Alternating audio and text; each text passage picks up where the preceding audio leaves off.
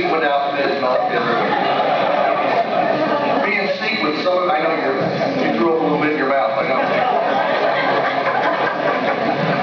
What number am I reading? Yes. Do you think it is necessary to seek alternative forms of energy? Is nuclear energy a viable option? And this is going to Greg Dickman. Yes, nuclear is. In fact, that's one of our main options. But that takes care of our electrical. We also need a portable method of powering our vehicles and stuff like that. The most promising that I've heard of is depolymerization, which they can actually use the muck off the bottom of a pond and turn it into oil by breaking down the carbon molecules in there. And it's actually 85% efficient. It only takes 15% of the energy to produce the oil. And that's the most promising that I see for our portable means. They could probably do the same thing with coal and everything else, just break down the carbon molecules. And it's just a high pressure, high temperature heating process that they do. That's most promising for our portable. And drill. We've got to drill. We've got to figure out ways of releasing the oil from the shale. We've got to figure out ways to get the coal tar profitable up in Canada. There's ways, there's things we can do. And that's something the government could be doing, is researching that stuff. That's all. Thank you, sir. Mr. Thomas, in the last round, selected question number 9. And in this round, he has selected question number 13. Question 13, all right, and this is the second time this question will be asked. What in your personal and professional background sets you apart as the most logical choice over all of these other candidates to run for this office? Well, I think there's no question that the challenges and the problems that we face now are the most severe that we faced since World War II. This country is essentially bankrupt. If you look at how much money has been spent since TARP, that was in the fourth quarter of 2008, we have spent in constant adjusted dollars, today's dollars, 6 times what we spent for World War II. We're broke, there's a freight train coming to us, and we better get some people up there in Congress that understand how to control expenses, how to cut the budget, and how to get the economy rolling again. My training is economics and business. I've been a successful business person here in Fort Wayne for 30 years. I've been hiring people and creating jobs in this community for as long as some of the people on this podium have been alive. And I started back when it was tough. I started when they told you you couldn't do it. So we need to get some people up there, some business people who have the backgrounds, who know how to control the expenses. That's me. I'm not a career politician. I'm not there for my health. I'm not there to be there forever. I'm there to do the tough jobs. I don't care whether I go to their cocktail parties. I don't care that I'm going to be there for 7 or 8 years. I'm there to get a job done and come home.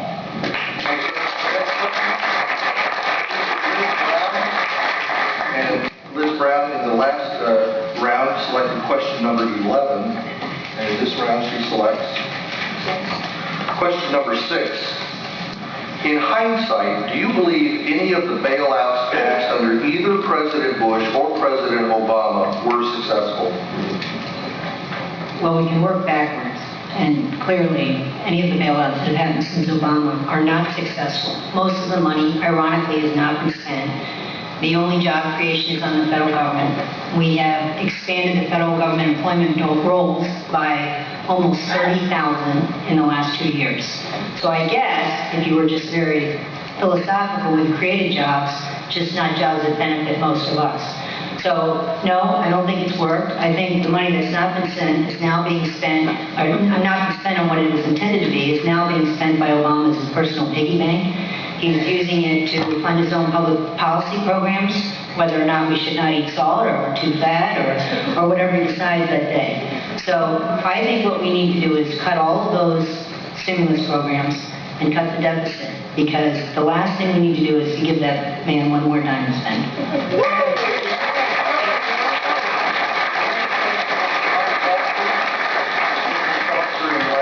Also selected question number 11, and in this round he selects question number 9. This is the second time for that question.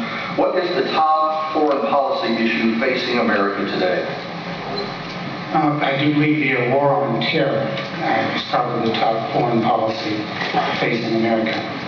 We have our issues over in the Middle East that we are trying to resolve through diplomatic means, but that's going to be a spot that we'll always, I think, be involved in. We as a nation, we really need to make sure that we're trying to stand between the Israelis and the Palestinians and the Arab world, but I must say that is something that we'll have to spend a lot of time on, and that's going to be our top, I think, foreign policy issue. Thanks, sir. The next question goes to Elijah. In the last round, Mr. Elijah selected question number 8. In this round? Question 8. Question 8. Come back. Try again. Question 5. Question number 5, and this is the second time for that question. What do you see currently as the most important function of a U.S. Congressman, and what is it you can really do for us should you in fact be elected? Well, I think there are a lot of things that a U.S. Congressman does. The one thing we talk about now is you have to represent your district. Fiscal conservatives, I've had a chance to talk to probably 90% of the voters in here, and they talk about a number of things. One of the most important things they talk about is the debt that they're concerned about. They're concerned about their future, they're concerned about their kids' future, and they're concerned about their grandkids' future. I think as a congressman, you have to be able, when you talk about a Democratic congressman, you look to a guy like Mike Pence. That's one thing I've decided when, if elected to get to Washington, you form a strong Indiana coalition with strong communicators that are going to go to Washington, take Hoosier values, Hoosier fiscal values, and take those to Washington. I think the budget is one of our biggest concerns without question. I also think you have to be a good listener as a congressman. That's one thing in my job. I've got to meet a lot of people in a lot of different places. And to know what their problems are, you have to listen to them first. And then you have to take that and be willing to go do something about it. It's not good enough to just listen to a problem. You have to go and be dedicated to make one phone call, maybe a number of phone calls, to uphold what's right by them and fix their problem. Thank you, sir.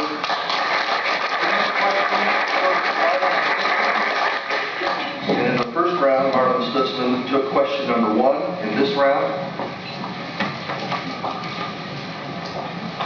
Question 10. question number 10, and this will be the second time for this question.